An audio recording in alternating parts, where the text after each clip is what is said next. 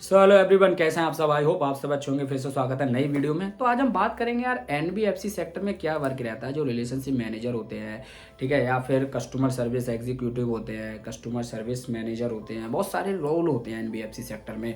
कुछ ऑपरेशंस में होते हैं, क्रेडिट मैनेजर वगैरह एट ऑल। कुछ आपके ऑफ रोल भी होते हैं साइड से, जैसे कि थोड़ी सैलरी रहती है और फिर इंसेंटिव पे मोस्टली काम होता है।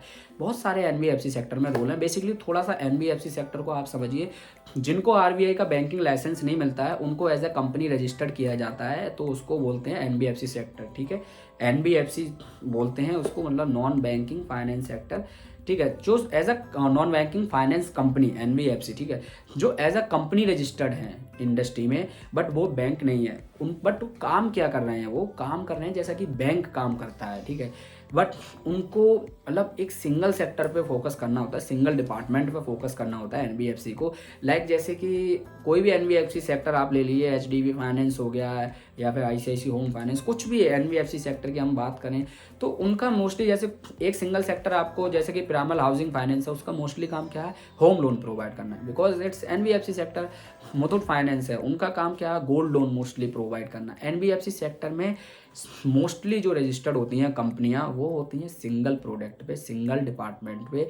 तो अगर आप किसी भी डिपार्टमेंट में सिलेक्ट होते हैं as a relationship manager, credit manager, कुछ भी, ठीक है। अब मैं आपको बताता हूँ simply, work pressure NBFC sector में काफ़ी रहता है, वर्कलोड काफ़ी रहता है, टारगेट बहुत ज़्यादा रहता है, मेंटली आपको मेंटली प्रेशर बहुत ज़्यादा रहता है, और फील्ड वर्क भी ज़्यादा रहता है। अब हम बात करते हैं दो तीन जो पोस्ट हैं उसकी बात कर लेते हैं एनबीएफसी सेक्टर की। सबसे पहले जो रिलेशनशिप मैनेजर होते हैं एनबीएफसी सेक्टर में, मोस्टली अगर उनको होम लोन मिला है या फिर पर्सनल लोन मिला है, कोई अदर मतलब इंश्योरेंस का भी काम एनबीएफसी में ही आता है। अब चाहे हेल्थ इंश्योरेंस हो और मोटर इंश्योरेंस हो, कुछ भी हो, सेल्स का काम रहता है आपका 90%, थोड़ा बहुत ऑपरेशन का काम रहता है, टारगेट हैवी रहता है। आप होम लोन में तो कम से कम 1-1.5 करोड़ का, 2 करोड़ का रहेगा नॉर्मली मंथली टारगेट है ये आपके। अगर आप इंश्योरेंस सेक्टर में, तो कम से कम आपको इंश्योरेंस लॉगिन करने का बहुत ज़्यादा प्रेशर रहता है, या किसी भी सेक्टर में। ठीक है, तो फील्ड वर्क यस मैंडेटरी है फील्ड वर्क। सैलरी की अगर हम बात करें तो स्टार्टिंग सैलरी वही आपकी 14-15, 16,000, 18,000, 20,000, डिपेंड करता है लोकेशन पे, डिपेंड करता है पर्सन पे, और चाहे फिर आपने ग्रेजुएशन की हो तो उस पर डिपेंड करता है, या फिर पोस्ट ग्रेजुएशन पे। सेकंड, अगर आप क्रेडिट मैनेजर बनते हैं, वहाँ भी वर्क प्रेशर ज़्यादा रहता है। आप अप्रूवल देते हो, ठीक है, अमाउंट का क्रेडिट करने के लिए, तो उसमें सीवी वगैरह चेक करना, सिविल चेक करना, बहुत सारी चीज़ें चेक करते हैं क्रेडिट मैनेजर, तब जाके अप्रूवल देते हैं। बहुत सारी हिस्ट्री वो चेक करते हैं कि कहीं जो कैंडिडेट को हम लोन प्रोवाइड करेंगे वो कहीं फ्रॉड तो नहीं है, कहीं और से लोन तो नहीं चल रहा है, सिविल कितना है, ठीक है, कितने ईएमआई डीले हुई हैं या नहीं हुई हैं, उस तरीके से। तो उसमें भी वर्कलोड ज़्यादा रहता है, एनबीएफसी में ज़्यादा वर्कलोड रहता है। बैंकिंग में तो देखो है, बैंकिंग का मतलब हो गया बहुत सारी चीज़ों को मैनेज करना एक साथ। बैंकिंग आपको बेनिफिट भी देता है ना, आपका अगर अकाउंट में पैसा रुपए रखे हैं तो 3% देगा, एफडी में आप जा रहे हो तो आपको 7-8% देगा।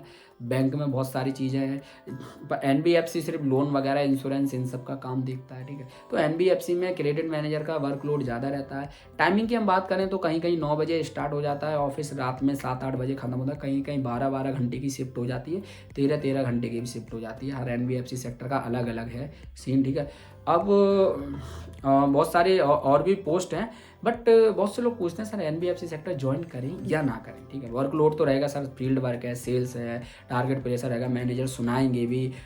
अब दो क्वेश्चन मैं मतलब आपको बता देता हूँ, दो आंसर। पहला क्वेश्चन ये रहता है बहुत से लोगों का, सर ज्वाइन करें या ना करें। तो एनबीएफसी सेक्टर अच्छा है, आपको ज्वाइन करना चाहिए। आप फ्रेशर हैं या फिर थोड़ा बहुत एक्सपीरियंस है तो आपको ज्वाइन करना चाहिए, क्योंकि आप सीखते फाइनेंस के बारे में ही है। एज अ कंपनी वो रजिस्टर्ड है सेक्टर, बट आप सीखते तो फाइनेंस के बारे में। आप सिंगल डिपार्टमेंट में सीख रहे हैं, होम लोन हो गया, इंश्योरेंस हो गया, या फिर आपका अदर, ठीक है, म्यूचुअल फंड, एमएफ वगैरह जो भी हो गया, सीखते तो आप फाइनेंस के बारे में ही है। उसके बाद 2-3 साल का एक्सपीरियंस लेके बैंक में स्विच कीजिए। बैंक में एक बेनिफिट रहता है, बैंक में आपको सैलरी अच्छी मिलती है, पोजीशन अच्छी मिलती है। दूसरी बात है, जब आप बैंक में बड़ी पोस्ट पर जाते हैं तो टारगेट प्रेशर कम हो जाते हैं, और कह सकते हैं कि जिम्मेदारियां तो ज़्यादा आती हैं, टीम हैंडल करना, बहुत सारी चीज़ें, टारगेट प्रेशर को थोड़ा लो रहता है। ठीक है, और अगर हम बात करें, दूसरा क्वेश्चन रहता है सर एनबीएफसी सेक्टर क्या निकाल सकते हैं जॉब से। यस, एनबीएफसी सेक्टर अगर टारगेट पूरा नहीं होता तो आपको फायर कर सकते हैं, क्योंकि NBFC sector as a company work करते हैं, और बैंकिंग सेक्टर आरबीआई के अंडर है। बैंकिंग सेक्टर नोटिस आपको भेजता है, बाकायदा मेल पे वार्निंग भेजता है, तब आपको फायर करता है जब आप बिल्कुल एक्टिवेशन नहीं दिखाते हो। बट यहाँ पे अगर आपकी मैनेजर से बहस हो गई, कुछ भी हो जाता है एनबीएफसी सेक्टर में, तो आपको निकाल दिया जाता है। ठीक है, यहाँ पे एचआर खुद से डिसीजन लेते हैं। वहाँ पे एक कमेटी बैठती है बैंक में जो आपको निकालने से पहले बहुत बार सोचती है, करियर के बारे में बहुत सारी चीज़ें, आपको टाइम देती है एक्टिवेशन के लिए। एनबीएफसी सेक्टर में ऐसा नहीं होता है। एनबीएफसी सेक्टर में डायरेक्ट निकाल भी सकते हैं, फायर कर सकते हैं, तो ये एक मेन इश्यू आता है। अब थर्ड है टारगेट कितना रहता है, बहुत हैवी टारगेट रहता है, मेंटली बहुत ज़्यादा आप टॉर्चर रहेंगे और आपको बार बार सुनाया जाएगा, टारगेट नहीं हो पाता तो फील्ड में आप दौड़ेंगे। तो को प्रॉब्लम हर जगह है, बैंकिंग में भी सेम है, एनबीएफसी में सेम है। बट दोनों में से किस जगह आपको लगता है प्रेशर ज़्यादा है, आप ज़रूर कमेंट करिए अगर आप एक्सपीरियंस पर्सन है तो। मेरा एक्सपीरियंस ये बोलता है, एनबीएफसी में भी मैंने काम किया है, बैंकिंग में भी किया है और अभी भी फाइनेंस सेक्टर में, तो मेरा एक्सपीरियंस ये बोलता है कि यार ज़्यादा प्रेशर दोनों जगह ही है। बैंकिंग में बैंक के हिसाब से है, एनबीएफसी में एनबीएफसी के हिसाब से, बट प्रेशर दोनों जगह है, टारगेट दोनों जगह है, मैनेजर दोनों जगह सुनाते हैं, हडल दोनों जगह होती है, फील्ड में आप दोनों जगह भागते हैं। और लेकिन अगर आप सीए वगैरह की पढ़ाई कर लेते हैं तो फिर आपका प्रॉपर ऑपरेशन क्रेडिट मैनेजर बन के बैठिए, सबसे बेस्ट है। तो यार एनबीएफसी सेक्टर का आप जरूर अपना एक्सपीरियंस शेयर कीजिए। एनबीएफसी का बेसिकली मैंने बताया आपको एनबीएफसी के बारे में, पोस्ट बहुत सारी हैं लेकिन प्रेशर टारगेट है, बट करियर स्टार्ट अगर हो रहा है तो फिर कर लीजिए, थोड़ा मेंटली प्रिपेयर हो जाएंगे आप, थोड़ा सीख भी लेंगे, फील्ड में भागना, ये सारी चीज़ें हैबिट जब बन जाती है ना आपकी, तो फिर आप आगे अदर सेक्टर में भी टिके रहते हैं। तो बाकी मिलते हैं फिर ऐसी नेक्स्ट वीडियो में जो आपके लिए हेल्पफुल रहेंगी। बाकी एनबीएफसी सेक्टर अच्छा है, ज्वाइन करिएगा, बेस्ट रहने वाला है। Thank you.